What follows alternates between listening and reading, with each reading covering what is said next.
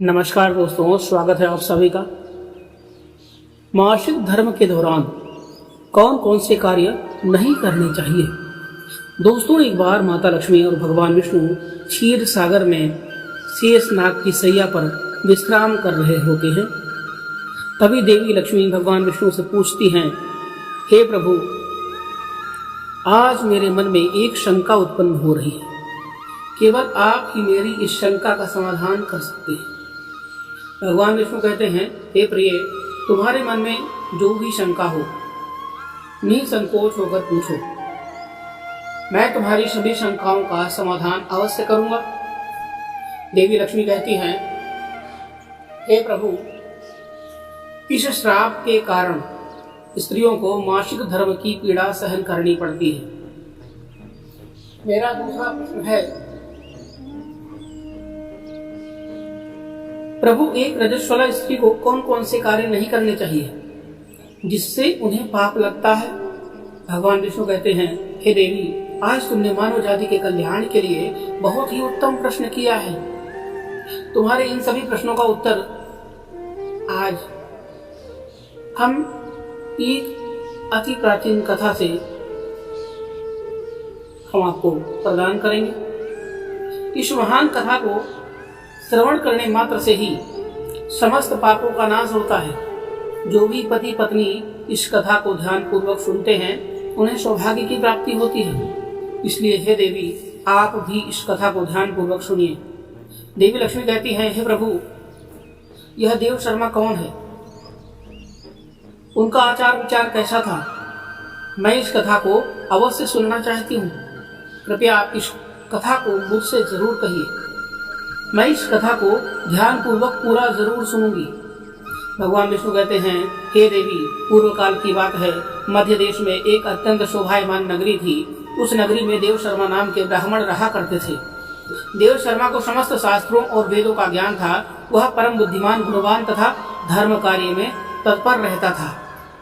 सभी वर्णों के लोग उन्हें बड़ा सम्मान देते थे। वो प्रतिदिन यज्ञ, दान, धर्म तथा संध्या उपासना किया करते थे। वे पशु, पुत्र, बंधु बांधव तथा धन संपत्ति से संपन्न थे।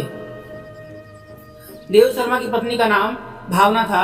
वह भी अत्यंत चरित्रवान, गुणवान तथा पवित्रता यानी पतिव्रता धर्म का पालन करने वाली स्त्री थी।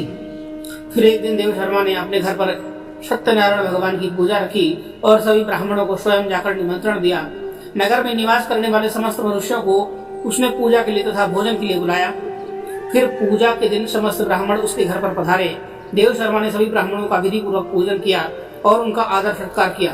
फिर उसने सभी ब्राह्मणों को घर के अंदर बुलाया और सुंदर आसन देकर उन्हें बिठाकर भोजन कराया। ब्राह्मणों को भोजन कराने के बाद उसने भगवान का स्मरण करते हुए सभी को वस्त्र आदि का दान करके विदा किया। वो सभी ब्राह्मण देव शर्मा को आशीर्वाद देकर वहां से चले गए। उसके बाद उसने अपने परिवार, बंधु बांधव तथा अनेक दीन और दुखी लोगों को भोजन कराया। इस प्रकार से सभी को भोजन कराकर और पूजा संपन्न करके जब वह ब्राह्मण अपने घर के द्वार के सामने खड़ा रहा, तब उसने देखा कि उसके घर के सामने एक कुतिया और एक बैल बात कर रहे थे। उस ब्राह्मण ने उस कुतिया और बैल की पूरी बात सुनी तो उसे बड़ा आश्चर्य हुआ। वह कुतिया और बैल उसके माता पिता ही थे, जो पिछले जन्म के पाप के कारण इस जन्म में कुतिया और बैल बन करके आए थे। तब वह ब्राह्मण मन ही मन सोचने लगा, यह दोनों तो साक्षात मेरे माता पिता ही हैं, जो मेरे घर पर पशु बनकर आए हैं। किस कारण से इन दोनों प्राणियों का शरीर प्राप्त हुआ। अब इनके उद्धार के लिए मैं क्या करूं। इस प्रकार विचार करते हुए उस ब्राह्मण को रात भर नींद नहीं आई और वह रात भर भगवान का स्मरण करते हुए सोच विचार करने लगा। उसने सोचा, मेरे माता पिता की मुक्ति का उपाय केवल मुनि वशिष्ठ जी ही बता सकते हैं। इसलिए सुबह होते ही देव शर्मा स्नान आदि कार्य संपन्न करके मुनि वशिष्ठ जी के आश्रम पर पहुंच गया। आश्रम पर आते ही मुनि वशिष्ठ जी ने देव शर्मा का स्वागत किया। वशिष्ठ जी कहने लगे, हे ब्राह्मण श्रेष्ठ, आज किस कारण से आपका हमारे आश्रम में आगमन हुआ है। आप दुखी दिखाई पड़ते हैं। आपके दुख का क्या कारण है, बताओ। देव शर्मा कहता है, हे मुनिवर, आपको प्रणाम है। आपके दर्शन से आज मेरा जन्म सफल हुआ है। हे मुनीश्वर, आज मैं आपके पास एक शंका लेकर आया हूँ। कृपया आप ही मुझे इस दुख से बाहर निकाल सकते हैं। मैं अत्यंत दुखी और दुर्बल हो गया हूँ। वशिष्ठ जी कहते हैं, हे ब्राह्मण, दुख ना करो, तुम्हारी जो भी शंका हो निसंकोच होकर पूछो, मैं तुम्हारी शंका का अवश्य समाधान करूंगा। फिर देव शर्मा कहते हैं, हे मुनिवर, कल मैंने अपने घर पर भगवान विष्णु का पूजन किया तथा अनेक ब्राह्मणों और भूखे लोगों को भोजन कराया। विधि पूर्वक भगवान का पूजन अर्चन किया। फिर मेरे द्वार पर एक कुतिया और एक बैल आ गए। दोनों मेरे घर के सामने खड़े होकर बात कर रहे थे। सबसे पहले कुतिया उस बैल से इस प्रकार से कहने लगी, हे स्वामी, आज जो घटना घटी उसे सुनिए। हमारे पुत्र के घर में ब्राह्मणों के भोजन के लिए जो दूध रखा था, वह एक सांप ने उस दूध के बर्तन में अपना विष उगल दिया था, जिसे देखकर मुझे बड़ी चिंता होने लगी। उसी दूध से भोजन बनने वाला था। अगर सभी लोग उस दूध को खा लेते तो उनकी मृत्यु हो जाती, इसलिए मैंने उस बर्तन में से सारा दूध पी लिया। जब बहू की दृष्टि मुझ पर पड़ी तो उसने मुझे खूब पीटा, जिससे मेरा अंग भंग हो गया। मुझे बहुत पीड़ा हो रही है, इसी कारण से मैं लड़खड़ाते हुए चल रही हूँ। मुझे यह पीड़ा सहन नहीं हो रही है। कुतिया की बात सुनकर वह बैल बहुत दुखी हुआ और दुख खुद का वृत्तांत सुनाने लगा। हे प्रिय, अब मैं तुम्हें मेरे दुख का कारण सुनाता हूँ। मैं पूर्व जन्म में इस ब्राह्मण का पिता था। आज इस ब्राह्मण ने सभी लोगों को भोजन कराया, किंतु उसने मेरे सामने घास तक नहीं डाली और ना ही मुझे जल पिलाया। इसी कारण से मैं बहुत दुखी हो गया हूँ। फिर देव शर्मा कहने लगा, इस प्रकार से अपने माता पिता को कुतिया और बैल के रूप में ऐसा बोलते हुए देखकर मुझे बड़ा दुख हो रहा है। मुझे रात भर नींद नहीं आ रही है। हर क्षण मुझे चिंता सता रही है। मैंने कभी कोई पाप नहीं किया है, हमेशा धर्म के लिए कार्य किया है, फिर भी मेरे माता पिता को ऐसे कष्ट झेलने पड़ रहे हैं। इसी कारण से आज मैं आपके पास आया हूँ। कृपया आप अपनी योग शुद्धि से पता करके मुझे बताइए, किस कारण से मेरे माता पिता की ऐसी दुर्दशा हुई है और उनकी मुक्ति के लिए मुझे कौन सा कर्म करना चाहिए। फिर गुरु वशिष्ठ ध्यान लगाते हैं और उस ब्राह्मण के माता पिता के पूर्व जन्म के कर्म को देखते हैं। देव शर्मा से कहने लगते हैं, ब्राह्मण, तुम्हारे माता पिता ने पिछले जन्म में घोर पाप किया है। उसी पाप के कारण आज उनकी ऐसी दुर्दशा हुई है। देव शर्मा कहते हैं, हे गुरुदेव, किस पाप के कारण मेरे माता पिता की दुर्दशा हुई है, कृपया विस्तार से बताइए, मैं जानना चाहता हूँ। फिर ऋषि वशिष्ठ कहते हैं, हे ब्राह्मण देवता, तुम ध्यान से सुनो। यह बैल जो तुम्हारे पिता हैं, यह पिछले जन्म में कुंडी नगर के श्रेष्ठ ब्राह्मण रहे हैं। इन्होंने एक दिन एकादशी का व्रत करके भोजन किया था। एकादशी के व्रत के दिन इसने दान धर्म भी नहीं किया था। इसने द्वार पर आई गायों को कभी भोजन नहीं खिलाया। इसने अपने पितरों का श्राद्ध भी विधि पूर्वक नहीं किया।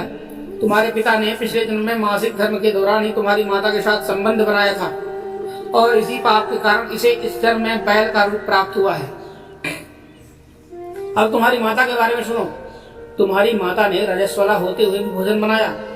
मासिक धर्म के दौरान ही इसने भगवान की पूजा की, तुलसी को जल चढ़ाया। रजस्वला होते हुए भी इसने भगवान को भोग लगाया। इसी कारण से इसे महापाप लगा है। मासिक धर्म के दौरान स्त्री 3 दिनों के लिए अपवित्र हो जाती है। मासिक धर्म के दौरान स्त्री को पूजा पाठ नहीं करना चाहिए। स्त्री को इन 3 दिनों में अपने बाल भी नहीं धोने चाहिए, इससे पति की आयु कम होती है। मासिक धर्म के दौरान पेड़ पौधों को स्पर्श नहीं करना चाहिए। रजस्वला स्त्री के साथ संबंध भी नहीं बनाना चाहिए। जो पुरुष उस रजस्वला के साथ संबंध बनाता है उसे ब्रह्म हत्या का पाप लगता है।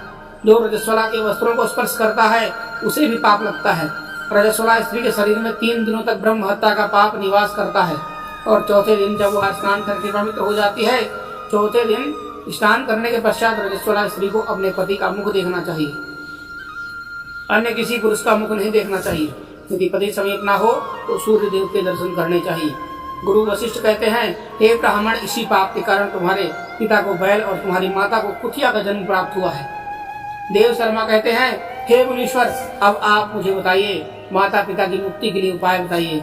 वशिष्ठ जी कहते हैं, हे ब्राह्मण, तुम किसी भी अमावस्या के दिन अपने माता पिता की मुक्ति के लिए श्राद्ध तथा तर्पण करो और दान धर्म करो, गाय की सेवा करो और गौ माता को मिष्ठान्न खिलाओ और अपने माता पिता की मुक्ति के लिए भगवान से प्रार्थना करो। फिर ब्राह्मण वही करता है और फिर उसके माता पिता को समस्त पापों से मुक्ति मिलती है। भगवान विष्णु माता लक्ष्मी से कहते हैं, हे देवी, मैंने तुम्हें रजस्वला स्त्री को कौन कौन से कार्य नहीं करने चाहिए इस विषय में बता दिया है। अब मैं तुम्हें बताता हूँ किस कारण से स्त्री को मासिक धर्म से गुजरना पड़ता है। सतयुग में काल के नाम से प्रसिद्ध दानव हुआ करता था। दानव होने के कारण उसका स्वभाव उग्र था और वह हमेशा ही युद्ध करने के लिए तत्पर रहता था। फिर एक दिन सभी दानव वृत्रासुर के साथ मिलकर स्वर्गलोक पर चढ़ाई करने लगे। उन असुरों के पास भयंकर शक्तिशाली अस्त्र थे जिसका देवता सामना नहीं कर सके और भागकर ब्रह्मदेव के पास चले गए। फिर ब्रह्मदेव ने उन्हें असुरों को परास्त करने का उपाय बताते हुए कहा, हे इंद्र, तुम इसी क्षण महर्षि दधीच के पास जाओ। वो उनके शरीर की हड्डियों से तुम्हें अस्त्र प्रदान करेंगे। उन्हीं अस्त्रों का प्रयोग करके तुम वृत्रासुर का वध कर सकोगे। फिर सभी देवता महर्षि दधीच के आश्रम पर जाते हैं और उन्हें प्रार्थना करके अस्त्र प्रदान करने की विनती करते हैं। फिर संसार के कल्याण के लिए महर्षि दधीच ही अपने शरीर की हड्डियों से अस्त्र का निर्माण करते हैं। उन्हीं अस्त्रों में से एक वज्र नाम का अस्त्र होता है जिसे देवराज इंद्र धारण कर लेते हैं। फिर सभी देवता गण वृत्रासुर के साथ युद्ध करने के लिए निकल जाते हैं। देवताओं और दानवों के बीच भीषण युद्ध होता है। सभी देवता आकाश में दानवों के साथ युद्ध के लिए एकत्रित हो जाते हैं और प्रहार करने लगते हैं। अग्निदेव अग्नि के प्रहार से दैत्यों को दग्ध करने लगते हैं। अग्नि के प्रभाव से दैत्यों का अंग अंग जलने लगता है। फिर वरुण देव जल की वर्षा से दैत्यों को डुबो देते हैं, जिससे दैत्य त्राही त्राही करने लगते हैं। अनेक दिनों तक इस प्रकार से दैत्यों और देवताओं के बीच में भीषण युद्ध चलने लगता है। फिर देवराज इंद्र और वृत्रासुर आमने सामने आ जाते हैं। दोनों के बीच भीषण युद्ध होता है और फिर देवराज इंद्र अपने वज्र का प्रहार करके वृत्रासुर को मार डालते हैं। उसी दानव वृत्रासुर की मृत्यु होते ही उसके शरीर से ब्रह्म हत्या बाहर निकलती है और इंद्र का पीछा करने लगती है। फिर वह ब्रह्म हत्या इंद्र के शरीर में प्रवेश कर लेती है, जिससे इंद्र को ब्रह्म हत्या का पाप लगता है। देवराज इंद्र ब्रह्मदेव के पास जाते हैं और उनसे ब्रह्म हत्या से छुटकारा दिलाने के लिए कहते हैं। फिर ब्रह्मदेव उस ब्रह्म हत्या को इंद्र के शरीर से निकालने की आज्ञा देते हैं और वह ब्रह्म हत्या इंद्र के शरीर से बाहर निकलकर ब्रह्मदेव से कहने लगती है, हे परमपिता, अभी तक मैं वृत्रासुर के शरीर में निवास कर रही थी क्योंकि उसने अनेक ब्रह्म हत्याएं की थी। जब इंद्र ने उसकी हत्या की तो मैं इंद्र के शरीर में वास करने लगी।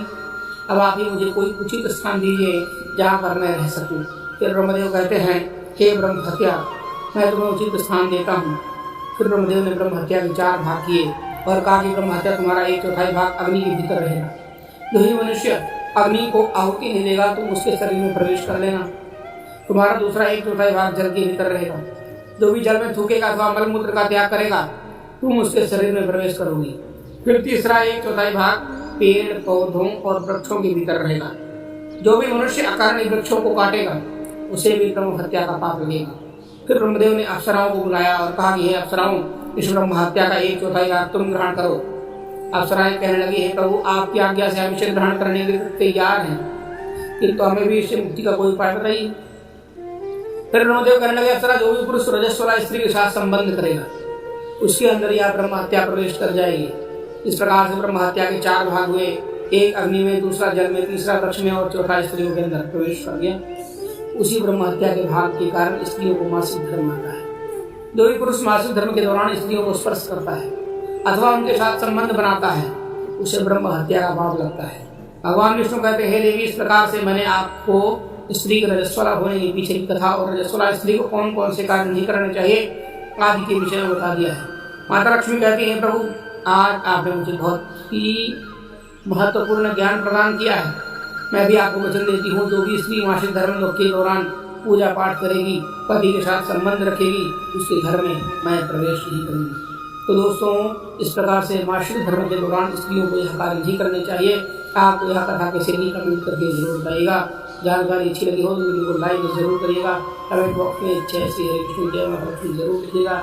साथ ही हमारे इस चैनल को सब्सक्राइब भी कर लीजिए, जिससे आपको इसी तरह की जानकारियाँ मिलती रहें देखने के लिए। धन्यवाद आप सभी का। हर हर महादेव।